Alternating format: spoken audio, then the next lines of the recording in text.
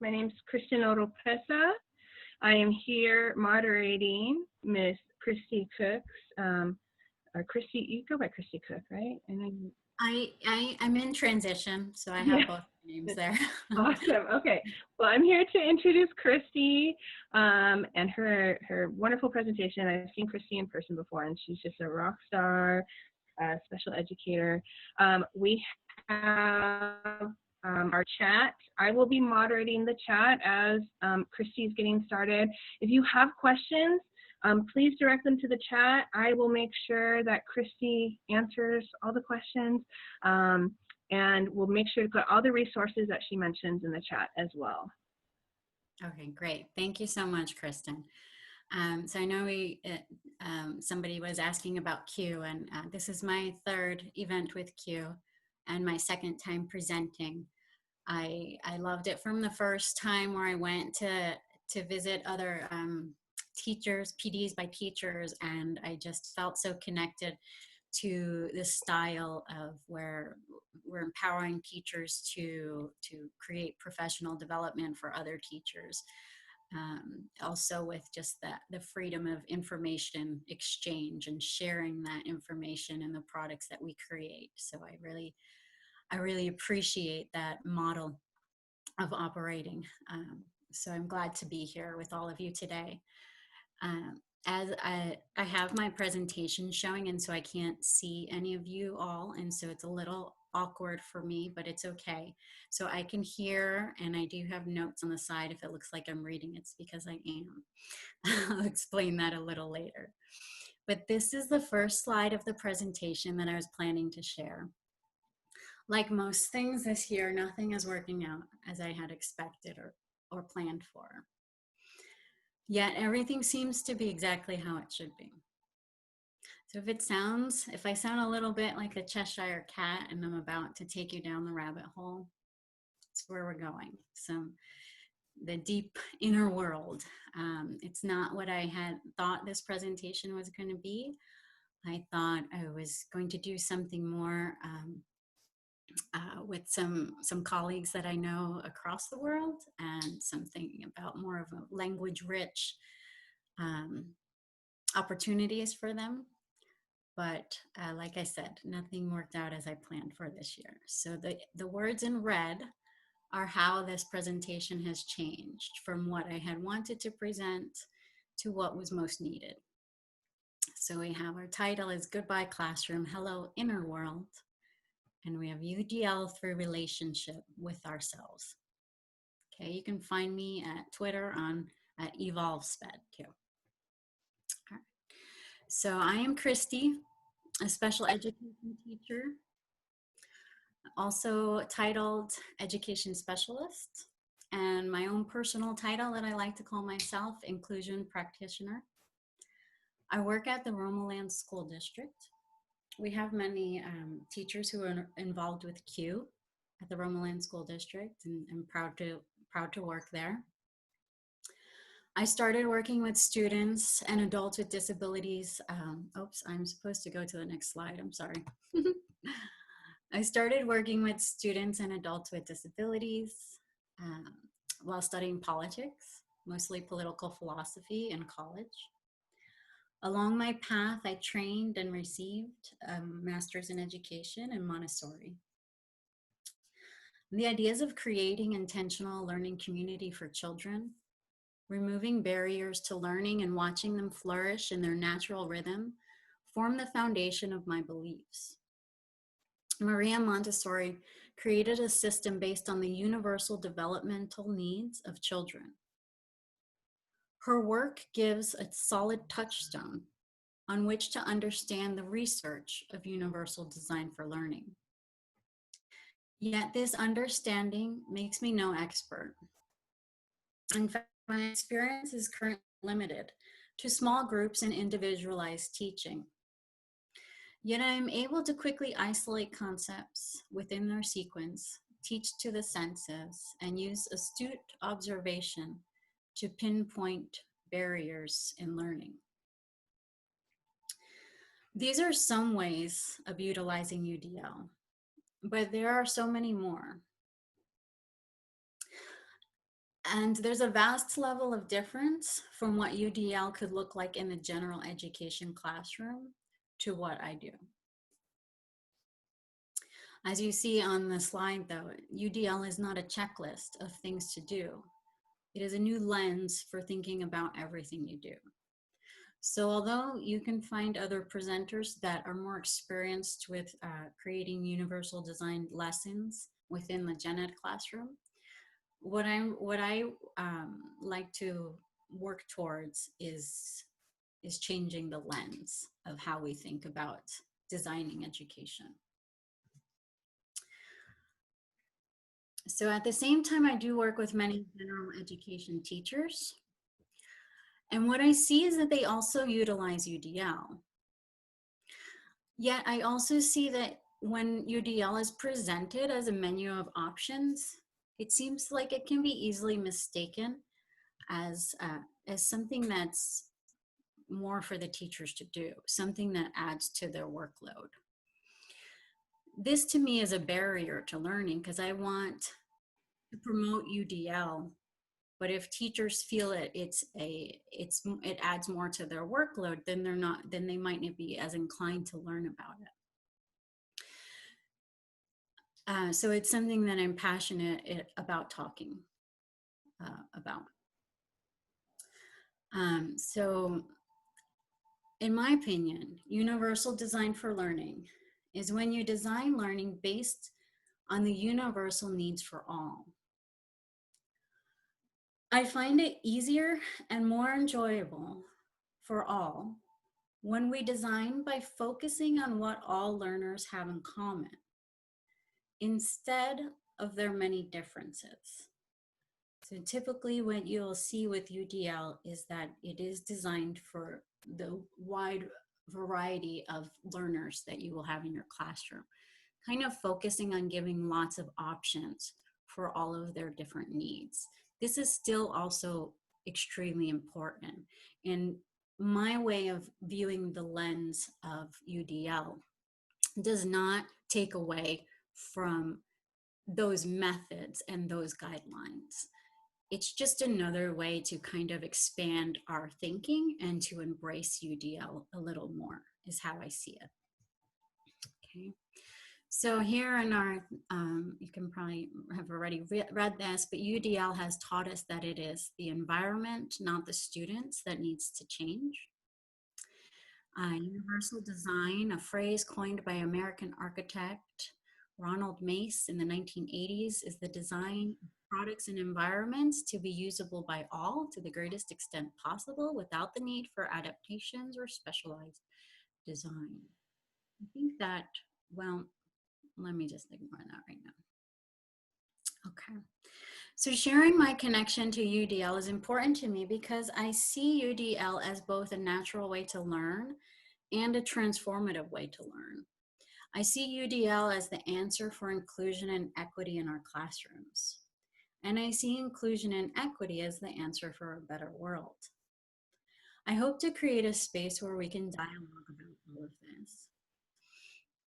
But this presentation is also a story about a teacher, me, in need of finding peace first, hence the therapist couch on the slide, and me saying, can we talk? That's my Bitmoji in my distance learning uniform, my work attire, my sweatpants and no shoes. So I hope to create a space where we can dialogue about this, but it's a story about a teacher in need of finding peace and about a teacher with dreams for peace at a larger scale. So I hope you enjoy my story and the many questions that I'm asking. And I hope that you continue this conversation outside of this virtual space when we're done today. And so it begins back to school 2020. My world was upside down and spinning both at work and at home. Our school's inclusive special education program at Harvest Valley in the Romaland School District was greatly suffering from the effects of the pandemic. For inclusion to work, we remove barriers. And in this setting, the barriers were just piling on. How could we support our students, parents, and general education teachers in a way that would still allow inclusion to thrive? I wasn't sure how possible this was, but like most things, when you have a great team, you figure things out.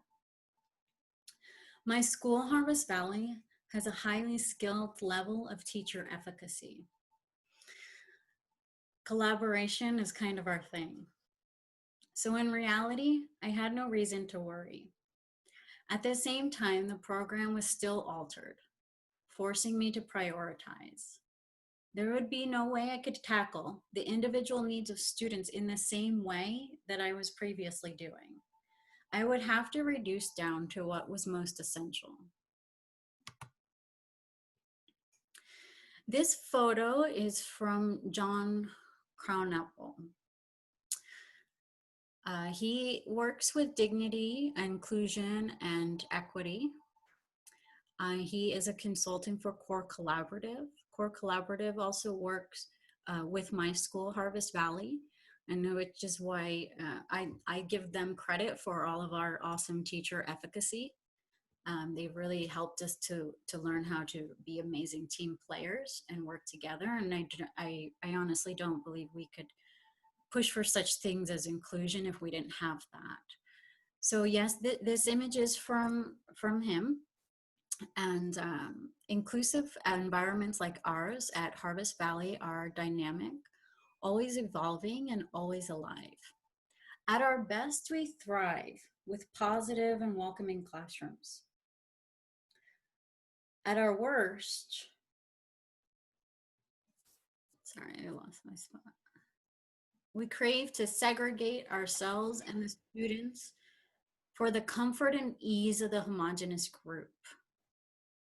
And when we get comfortable, we slip into integrated routines. Looking at this image, you can see that the inclusive environment is dynamic. It's not a clear, perfect circle, right? It has to move and adapt to fit the different situations, to remain inclusive. But hop over to the segregated, the image for segregation. And you can see that all the shapes are neatly sorted in different perfect circles. And I don't know, but I think there's something about that that maybe is comforting to us, why we want to run back to segregation so quickly. Inclusion is a whole lot more work. So inclusion in the virtual world for me was feeling like a disaster. It didn't feel solid enough. We had only been practicing inclusion for 3 years.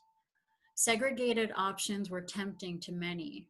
The parents, they were asking for packets, and can you just teach our student? The parents were the first time in these gen ed classrooms and they can see what's going on, how difficult it is for their students with learning disabilities. This was not different. The years prior, also, the first few weeks, month, 2 months, is very challenging for the student with disability in the new gen ed classroom. But we are in there to help them to adapt, to make those changes, to figure out what needs to happen. And this time, everything was on the computer, and the parents were seeing and kind of panicking prior to letting the child adapt, and for us to have time to figure out what modifications we need to make. We have to, it's not like the student goes right into the gen ed classroom at each new school year and it's this perfect inclusive environment. We have to adapt, make modifications, and work as a team in order for that to happen. So in this situation, it was kind of just dropped in and everybody was in a panic. So one night, after a particularly difficult day, full of calls and tears from parents and teachers, I found myself asking, how do I help my students exist in this new virtual space when it seems easier for all of us to segregate? Before I could answer that, though, I had to start with where I was at personally. And I was struggling, like more than I have in all of my adult life. recognizing a level of depression and anxiety that has been an undercurrent in my life, that I had yet to allow myself full permission to feel and deal with. I was completely feeling the need to fight or flight. And so the original question that mothered the second was, how can I exist in this space? I needed to find peace. And if I could find any, I needed to guide my students and families to whatever bits we could acquire. And from this question came more questions. And these questions led me closer and closer to what is most essential, helping me to find my way out, and helping me to understand inclusion and the needs of humanity better. Before I get to what is most essential, I'd like to take a quick assessment. Maria Montessori talked about the classroom community as a microcosm of society. What do you think? What is the relationship between how we educate the public and the current state of society? So here I have a Padlet. Maybe I should have talked to you, Kristen, about this first, because I can click on the link. But I don't know if how would we get this link into the chat, Kristen? What's the easiest? Can you post it? Let's see. I can escape and then I can copy and paste it, or I'm not sure. Do you want to, you could, what happens when I click it? It goes right there for me. Can you maybe stop your screen share, grab the link, put it in the chat, and then rescreen? That would be probably the quickest way. Oh, there we go. Thank you, Erica. Let's see. Somebody did it? Yeah, I think Erica put it in the chat for us. Let's see if that works. Oh, sweet. We have team players. Thank you, Erica. No problem. Awesome. Thank you, Erica. That was quick. Okay, so then again, I'm new. This is new for me doing Padlet on here. So I think it should just start popping up when you guys add your answers.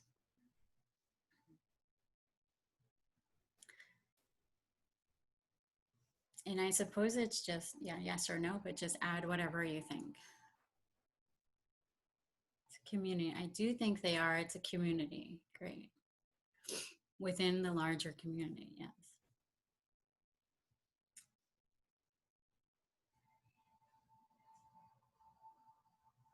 Oh my goodness, they are. A eureka moment. Absolutely, yes. Everyone has their roles and functions, right? We have multiple languages. Culture. Maybe Christy will share that if you're not familiar with Padlet, so Padlet is like an online bulletin board per se. It allows students and educators to collaborate.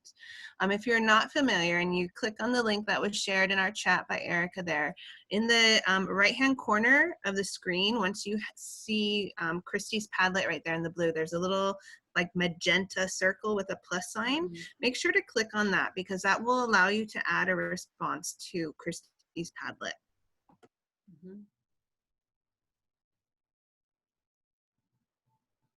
Okay, so I'll just read these. I do think they are. It's a community within the larger community. Everyone has their roles, functions. Oh my goodness, they are. We have multiple languages, cultures, talents, perspectives. The only way to achieve that inclusion is to have a wealth. I'm thinking there was a little bit more there. Oh, a wealth model in place. Maybe health, I'm not sure. Absolutely. Teachers are in survival mode and social media is the lifeline. Mines went away. Okay.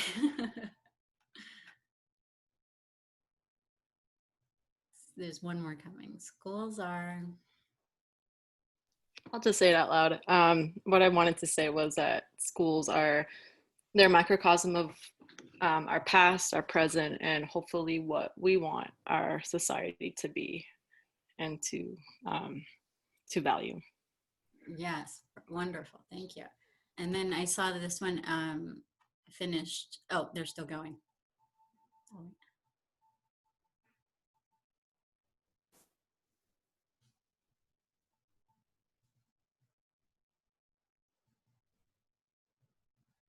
Okay, the only Hi, way. sorry, No, go ahead. it's Monique. Oopsie. Hi, just the idea of a deficit model where we say, oh, my kids can't do this. Oh, they're not able to, they don't come to school with this. They need this versus, wow, where are they? What are they bringing? And what can we do with that? This is, oh my gosh, they bring that many languages. I have kindergartners who are bringing 3 and 4 languages. It's like, it's either so exciting or overwhelming. I'd rather, we be a big family and see what our kids are bringing that can enrich us. Thank you so much for. I love what you're saying. Thank you so much, because I needed more clarification there too, when you said the wealth versus deficit model, but I kind of understood, but thank you. That was really helpful. Thank you. Okay, so let's keep moving then. Next one. So if you could redesign education as a microcosm of this society, what words would you use to describe it? Right? We'll get to that question. It's another Padlet.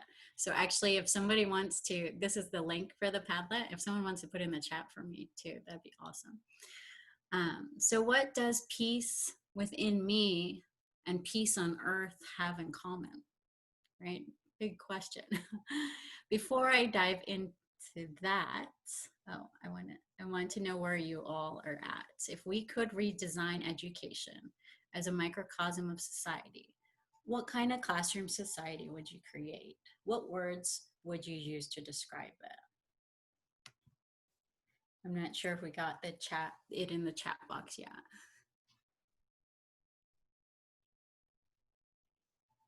It looks like it was put The there. link is in the.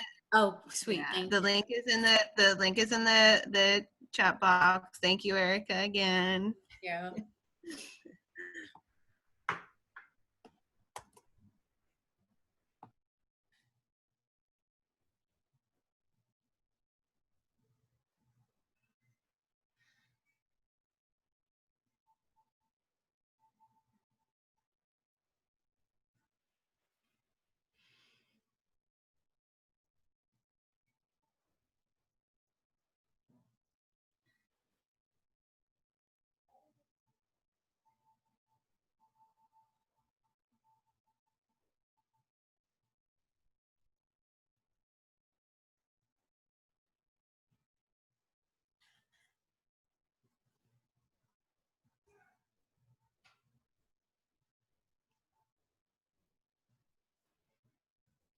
So I'll read them again, and if anybody wants to jump in and elaborate or just say theirs rather than type it, please feel welcome to unmute yourself and to join in. So it says, definitely an equitable one, where all students are honored, valued, and where students feel safe to learn and make mistakes. The next one says, equitable, Socratic, critical thinkers. Inclusive, equitable, one where we don't differentiate between your kids or my kids, but they are all our kids. Where students see themselves, hear themselves, share themselves, and celebrate each other. Beautiful. Does anybody else want to join in? I'll just give a few seconds if you want to. Christy, I'll read a comment from one of our attendees here, Tony. She mentioned it in the chat. She says, a school community where the climate that is mindful of implicit bias and inclusive. I love that, mindful of implicit bias, yes. Okay. Thank you all for participating. So let's see, let's keep going. So in search for my healing, I landed upon a book by Resmaa Menakem called My Grandmother's Hands, Healing Racialized Trauma in Our Hearts and Bodies. In this book, Resmaa finds common ground with the help of biology. He teaches about the vagus nerve, also known as the wandering nerve, also known as the soul nerve, and the role it plays with trauma and storing trauma in our bodies, all of our bodies, white bodies, Black bodies, and police bodies. Personally, as a Latina with some African blood in my Dominican roots, I was raised to assimilate into white culture and to follow along with the Dominican cultural anti-Blackness. I found this book to be extremely healing, and the practices can be easily applied to work towards healing from any type of trauma. While learning about my own trauma, I started to see how normalized trauma and mental illness is. In fact, I started seeing the people around me as this image right here with the brain and the vagus nerve and all the other nerves extending out of it.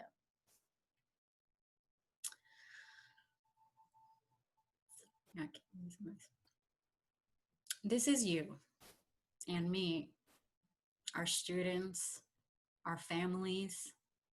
In this layer, we all are the same. And most of us are in pain. Resma's book is full of practices to help settle the vagus nerve. They are simple practices, many that you probably already do as a regular way to cope. I started to check in with myself throughout the day, assess the state of my nerves, practice some of the calming strategies, and I quickly started to feel better. The funny thing is these weren't practices that were new to me, but I now had a better understanding of the personal trauma that I experienced due to race and other causes, and I was better able to see my trauma objectively and separate from toxic thoughts that linked my sense of worth with the trauma that I felt in my body. I found consolation in knowing that I was not alone. I found consolation in knowing that I was now equipped with tools and understanding. In finding the road to peace within myself, I began to feel empowered, and my depressive and anxious thoughts were now easily manageable and starting to fade away. At work, I could see how we were also experiencing trauma, and the reaction of most was fear and panic. The idea of returning to some version of a temporary, segregated special day class was sounding like an easy fix. Inclusion is hard only when there are barriers. Distance learning was what seemed like an insurmountable barrier, but it wasn't. The students were just going to need to help themselves more. I would have to teach them how to teach themselves. I focused in on self-determination, self-regulation, and building student agency, and positive results ensued. Learned helplessness is something that we come across often in special education. But if we can learn to be helpless, then we can learn to be empowered. So how should we educate this human who is full of nerves and easily traumatized? How do we empower them to realize the best versions of themselves, to reach their full potential? What barriers do we see? Are there any? I didn't put a Padlet for this, but feel free to share if you can see barriers that you want to comment on in the comment box. Maria Montessori observed that children learn through the senses. She created learning environments that provided rich educational experiences while reducing barriers that would negatively affect the natural development of the whole child. She believed that when the child learns to concentrate his mind on his hands or movements, that he learns to connect mind to body. And in connecting mind to body, the child becomes settled within himself. This is the goal of Montessori. There is no education of the mind that does not first filter through the body. So the body is taken into account in all the ways that we educate the mind. Maria educated the nerves and senses just as much as the brain. It is all one. We see it as all one, as though they are a complicated and interdependent system. Neuroscience and UDL, UDL is based in neuroscience, both back up the ideas that the child learns through the senses. And because of this, it is recommended that we educate through the senses. When we attempt to bypass or segregate the parts of the students, we are likely to create barriers. And what I mean by segregate the parts of the student is, yes, we know that students need movement. And so what typically happens is movement is given to students during PE time. But the student is not this whole organism with senses and nerves only at PE time. The student is their whole being all the time. And children always need movement. They always need to have something in their hands to get to their mind. So these are the ways that we educate the whole person all of the time, not taking parts of it and educating it separately. In special education, we see that too, where the needs of speech are specialized and then they are taught separately. And of course, those speech therapists have such a specialization that should still exist. At the same time, it shouldn't only be in that environment, right? Because it's not enough. So consultation between speech therapists and the teachers is very important. And even speech therapists doing PDs with the teachers would be highly recommended, because the teachers are with the student all of the time and the student needs to communicate all of the time. So some of those ways in which we segregate parts and only educate in that scenario could be a barrier to education. Oh, here is just 19 seconds of Resma Menikin. If you'd like to hear, let me see the time. I think I have time. It's only 19 seconds, I mean. And this is not about changing hearts. This is about helping people understand what has happened, what continues to happen in their body, and how do they begin to develop ways of moving through that so they can actually be more present when we start to begin to have discussions around race. So just a little bit from Resma in case you're interested in that. So how to level up the care of the self, okay? The vagus nerve or the soul nerve, okay? How do we level that up in ourselves and in our students? Neuroscience can enlighten us more in this area. So I am going to play this link now. It is a quick video. It's 7 minutes, but it's on neuroscience, and I need someone else who's more experienced in neuroscience to talk about neuroscience. Here we go. So I was hoping that it wouldn't I love it. This is my play the commercials, but sorry, just a second. And then I'm gonna just skip this beautiful little intro too. education. There we go. The neurosequential model in education is basically it's an approach that brings certain core concepts about the way the brain works into educational settings. Now, you know, it's interesting that it's been framed as a trauma-informed approach, which it is, but the reality is it has universal application across the entire spectrum of children, whether you've had no adversity or a lot of adversity. And, you know, they're really teaching people about how the brain processes information, what are the circumstances by which we learn optimally, what are the most effective ways to shape behavior. You know, things like that are universally applicable, and that's kind of what we do with this model. One of the things that we teach with the neurosequential model is a very simple way to think about this, and it basically is that in order to get to the cortex to be able to reason with somebody, you first need to be connected with them in some way, relationally connected. And so that's kind of the middle part of the brain. But before you can sort of effectively connect with somebody, there has to be at least a minimal degree of regulation. So a very dysregulated kid who's afraid is not going to be able to successfully be engaged. And if you can't engage them to sort of be with you in this moment, they're certainly not going to be able to cognitively learn anything. So we talk about this sequence of engagement: regulate, relate, and then reason. And one of the things that we see that happens all the time, with both with parenting and coaching and teaching, is that all too often we adults try to reason with somebody before they're regulated. And of course, that never really works. I mean, all of us, probably had the experience of somebody, coming up to us when we're sort of frustrated and saying, calm down.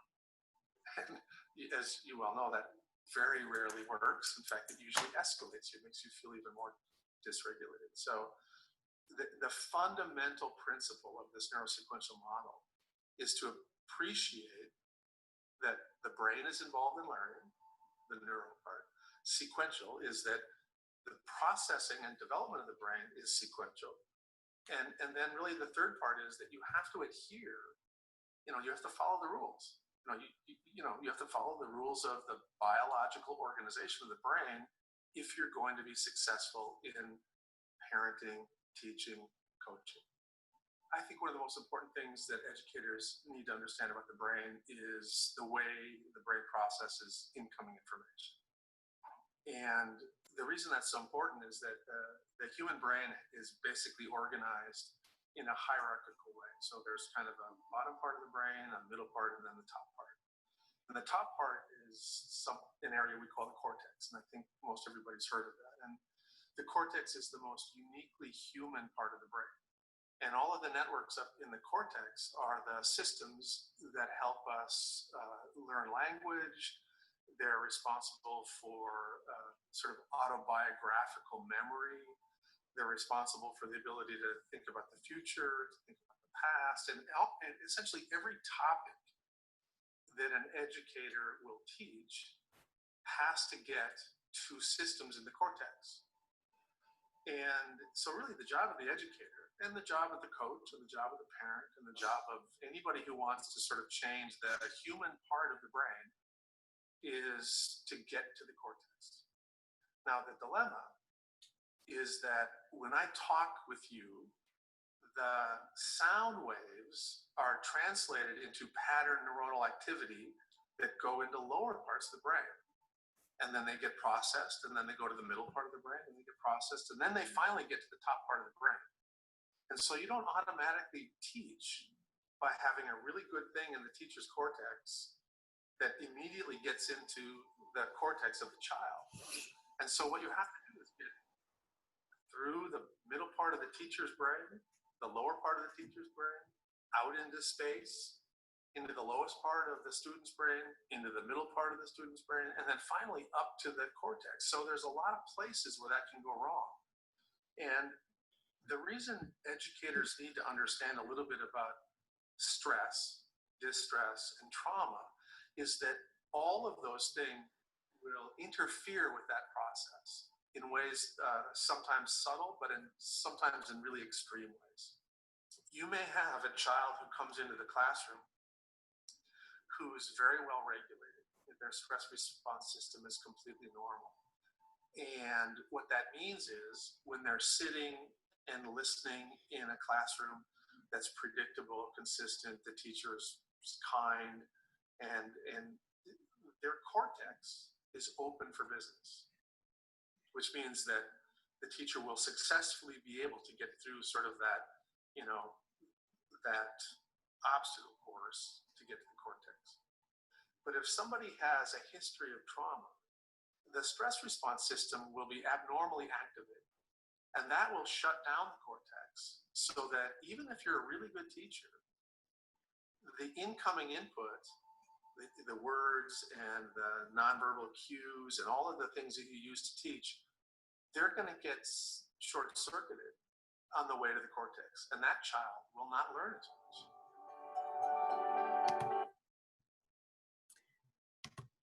Okay, you can see the presentation now again?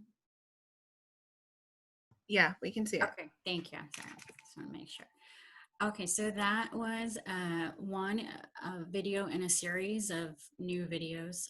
If you follow that link, there's several on neuroscience for educators.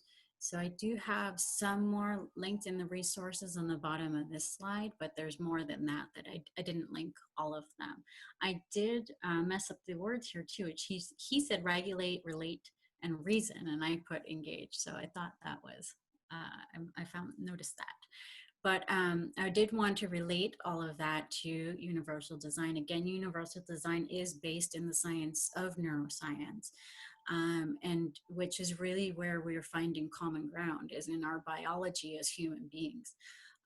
So when we teach based on just this is the way the body works, then it seems to maybe have a way that we could all come to an agreement on how to get towards inclusion and equity, in my opinion. So here we have the guidelines for universal design for learning. I did put the link to CAST, the CAST website, in the resources, I believe. And so you can find out more about UDL through the CAST website. And these are just guidelines. Again, they're giving you kind of key points to kind of help you take off from there in your thinking. There's no one way to do UDL. We just want to think about all the options and think about all the obstacles that would interfere with getting the information to the cortex, or having the student develop naturally as they're supposed to. It's all about reducing all of those barriers. So in my opinion, every time we teach the human as a human with respect for all of its developmental, social, emotional needs, to me, this is an act of liberation and a step toward peace. We are liberating the child, helping them to help themselves. When we heal and educate the whole body, we are building capacity in that student. They will be empowered to become the masters of themselves. So in my virtual small groups, though, this all looks very simple. Knowing how to regulate and settle our own nervous system, having the language to express our feelings, and feeling safe enough to vulnerably and honestly assess how we feel are skills that need to be learned. And there are also skills that empower us. I believe there's freedom in all of this, and freedom is really what I want to be teaching. This is the interactive feelings chart that I use. It said on her little, I forgot how you say it, her little small print, that I couldn't show it in a slide. So instead, I'm taking you to her link where you can follow her and purchase her materials. This one is free, and you can move, it's a slideshow, and you can move the little I'm here so that the students, you can assign it to the students and they can move it, and they can tell you what zone they're in. So we look at this every day with the students, and I just talk about the different areas, and I honestly give them where I'm at. If I'm in the blue or I'm in the yellow, I explain to them why, and I tell them about what practices I'm taking to help myself get back to the green. And then we do the same when they are feeling anything but green. Children tend to seem to want to say, I mean, and adults, it's cultural. How are you? Fine, I'm good. And that is, can be a real hindrance. They think that's the acceptable answer. They don't know how to really be honest with how they're feeling, and maybe they don't have the words to express that. And then there's also shame. For me, there was shame when growing up. If you're not feeling well, if you feel sad, it's immediately stop that. Why are you that? And I think that's cultural. I think that's why when someone says, how are you? We say fine or good, right? Because who, I had a little SpongeBob thing here, but I deleted it. He didn't really fit in. But he said, like, when someone asks you how you're feeling and they really actually want to know the answer, you know, but just to give permission, I think that's so empowering, to give permission to not be okay, right? I'm not okay, and it's okay that I'm not okay. Let's talk about that, and let's see how we can get back to center.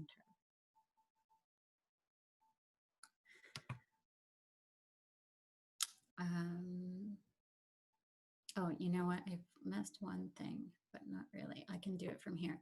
So to summarize, with awareness of the self, neuroscience, and social emotional well-being, we can zone in on what's most essential. We can utilize this knowledge to handle the barriers against learning that we face in the workplace and the barriers against growth that we face in life. I believe we can utilize this knowledge to find peace. And after we find it, we can spread it. People always say that education is political, and I see this to be true. So if education is political, can we normalize talking about social peace and not only social justice? This is a quote that I would like to read with you. And then I'd like to create a short amount of time, a little space for us to connect and share some final thoughts. So this quote says, inner transformation and social change are not only compatible, but require one another. From all quarters, we are called to a better understanding of ourselves, each other, and our role in shaping the world. Developing mindfulness can mobilize a powerful foundational capacity for agency in urgent times. And that is by James Bristow and Rosie Bell. This article was just written a few days ago. I think I have it from September 13th, 2020. Why should we care about mindfulness? Mindfulness is no cure-all, but it can help to build the capacities we need for successful collective action. That's basically the same thing, that same message that I'm presenting today. So this article is linked for you to enjoy later. And this quote is by Maria Montessori. Peace is what every human being is craving for, and it can be brought about by humanity through the child. And just to add, I don't push Montessori because there are many aspects of Montessori that are not inclusive. Particularly how it is designed in a certain way that it has to be done in an exact specific way. I believe that universal design for learning is a much more thoroughly researched method, and although my Montessori background helps me to understand UDL is what I promote. So peace out, my friends. Peace be with you, and happy Saturday.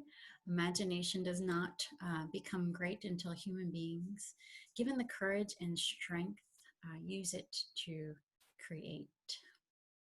So let's see, I kind of want to see you all now. So let me just, these are the sources. I think I need to add, oh no, this is the one for the article. Okay, I might need to add one. And these are who to follow on more inclusion and equity and universal design for learning. And then I'll see if we can chat for a little bit. John Carnapple, I don't know if I'm saying his name right. They all work with the Core Collaborative, Floyd Cobb and Trent Paul, and they all work with inclusion and equity in the Core Collaborative. So these are people that I do follow. And also, like that article, I got it from John Cronapple. He retweeted that, so that's how I found it. So these are great people to follow. Center for Inclusion and Belonging. Heather Hills Fitzgerald, you might know her. She's very active with CUE. She works at Romoland School District with myself. And she is excellent with universal design for learning within the general education classroom and lesson design. So I strongly recommend you follow her. and Hillary, also UDL, and anti-racist education. Amy Campbell, Megan Gross, they were special educator teachers of the year, also with inclusion. And Kristen Oropeze, you probably already follow her. And then also supportive and inclusive practices, inclusive class, Shelley Moore, Think Inclusive, Othering and Belonging Institute, and Brooks Publishing. I did get a few of their images from. Here are additional resources, and let me exit and see if I can. I don't know how to get back to seeing you all, and I don't want to do anything silly. So I'm just going to listen and we can just talk like that. Are there any comments or questions or anything you'd like me to elaborate on? I think the part we are going to talk more about is, just the relationship between education and social peace, what we do in the classroom and how that transfers out to the broader society. Christy, do you want me to, I can take over sharing and then I can exit it. Do you want me to do that so you can see Sure. everybody? Yeah, Okay. that'd be awesome. Yeah. Okay, let me try to do that.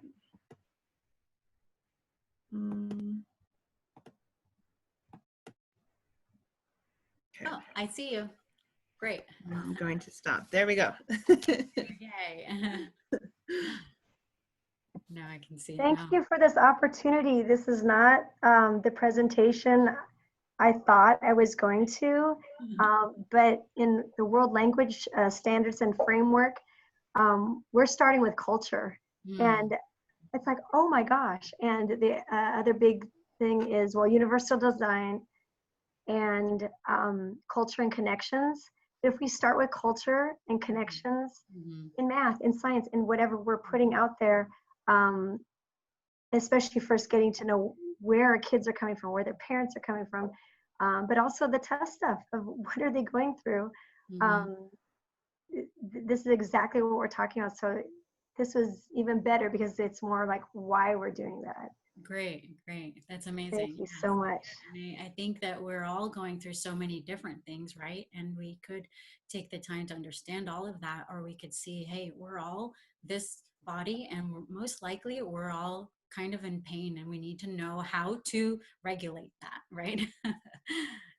Thank you. Anybody else? Oh, there's a lot in the chat. I wonder if, let me look at that. Christy, I'll just mention that, I think it's really important. I liked how you touched on UDL. It's so important. People think it's just it's a special ed thing, and it's not. What I try to tell, the teachers I work with, especially, regardless of whether you're in a special ed or gen ed, the likelihood of general education teachers having a student with special needs in their class is no longer like a chance thing. It's almost a guarantee now, whether or not those students are identified as such, because really, if we look at it, all students have some sort of special need. All the things kind of need to be differentiated. And so if the teacher goes into their work, with that lens that, okay, I'm going to not look at just the medial, right? Those kids in the middle. I'm gonna try to do it with this lens of UDL, where I can reach and teach all my kids, all my learning modalities. I think that's so huge because there's such a need for that. See, I spent the last 2 years as a technology coach. So I've been in special ed for a while, but did the coach thing. And so I got to see students who weren't identified, but who were really struggling, and they need that assistance. And if their teacher isn't giving it to them, and they're not receiving it elsewhere, they're falling further behind. And so I think UDL is such a big thing, Right. So I really appreciate you talking about it today. Great, thank you. And this is my second time talking about UDL, and I feel like I could make many more sessions about it, because each time I try to just take one little part. Last time was human development, and this time is the social, emotional, and self-regulation, self-determination type things. But there's still the whole aspect of like more academic based as well, and whole group based. So there's so much more to dive into and explore. And I think it's, the big mistake is when we see UDL as presented and people think of it as other things that have been presented in the past. And it's very different than that, and has to be approached and kind of embraced in a different light than that as well. I do think actually too, the more teachers embrace it, the more they'll see that it will in the long run make things easier for all of us. Because when we teach the way that that children naturally learn, it makes it easier and more enjoyable for everybody involved, I believe. Awesome. Great, that was amazing. Thank you all so much. Again, I love Q, and this is my first time presenting at Edcamp. Are they not, is it just Edcamp's like a part of Q? It's just like a little. Edcamp is actually a separate organization. Edcamps run, they're big for the unconference. So when we were planning this event out, we wanted not just to have the day to kind of discuss and debrief topics of choice, you know, from the attendees, but we wanted to give them a good day of sessions where they actually get thinking and then come tomorrow to our unconference and get to debrief with other educators. So we're really excited about that. Good. Well, I hope. Yeah, and you'll be here tomorrow, Christy, right? Yes, you're gonna be moderating a room. So good. So I hope this conversation can continue. Yes, yes. Peace is very important right now. Should always be, really, right? But, yeah. All right. Well, thank you, everyone. All right. Thank you, Christy. Thank you. Thank Good luck you. with everyone. All right. Let me make sure Daryl's back. Daryl's back. I'm Okay. back. Daryl, Great. I'm gonna go. Thank you. You bet. Good job. Thank you. Good luck in everything. Daryl, what do I do? Is there a recording that I have to share or something now? Nope, I'll take care of it.